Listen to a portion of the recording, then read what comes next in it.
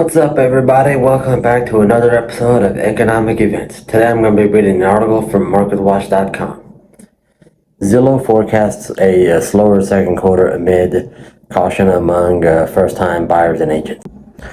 Zillow anticipates a slower second quarter, projected sales of $525 million to $540 million, falling below FactSet expectations of $559 million.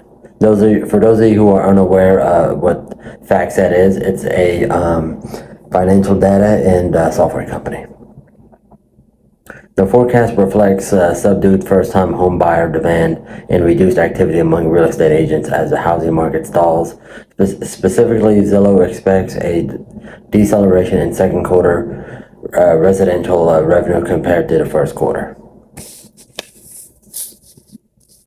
So there's a multitude of reasons as to why Zillow is anticipating this. Obviously, interest rates are staying where they're at, stagnant. They're not dropping anytime soon, especially with the recent CPI that came out, and along with the producer price index and the Federal Reserve's favorite metric of inflation, the PCE.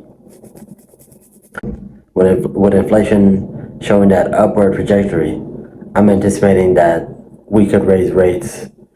I should say the Federal Reserve could raise rates by another 1 to 1.5% by the end of this year, instead of the anticipated drop in interest rates.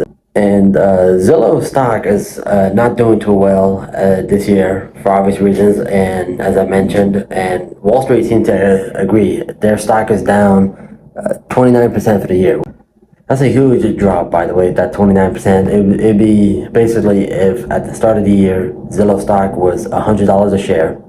Right now, it'd be down to $71 a share. Pretty big drop off, I would say. And I'll just go over their annual revenue of the last few years, if you bear with me just a moment here. So in 2021, their annual revenue was $2.13 billion, a 31% increase from 2020.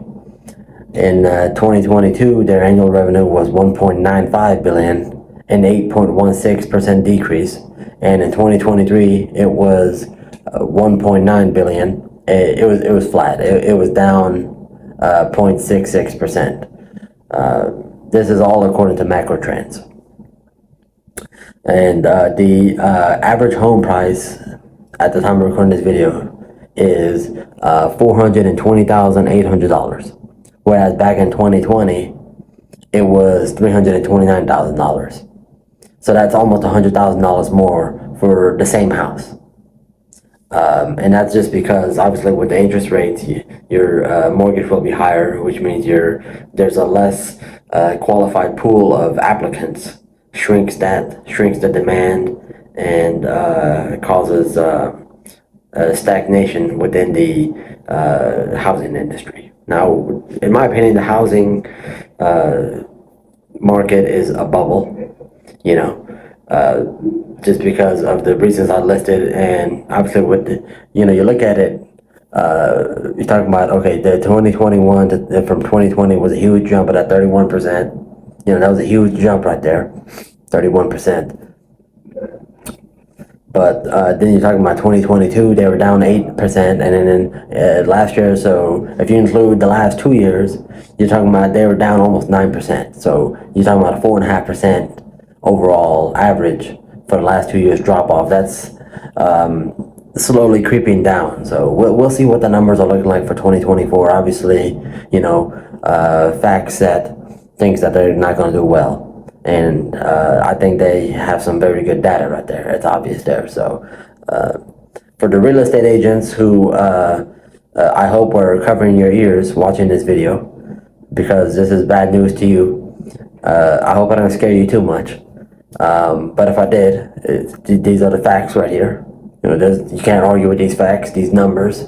You know what they say, men lie, women lie, numbers don't lie. So they're right there over here in front of me. You could do your own research if you don't believe it. So for the people who were looking at possibly buying a home, you can determine what these numbers look like for you.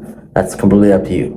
Obviously, each person is making their own kind of money and their own kind of decisions, so it varies about it. If you feel good about these numbers, if you feel bad about it, hopefully you don't own Zillow stock, because it's not looking good right now for Zillow and their stock.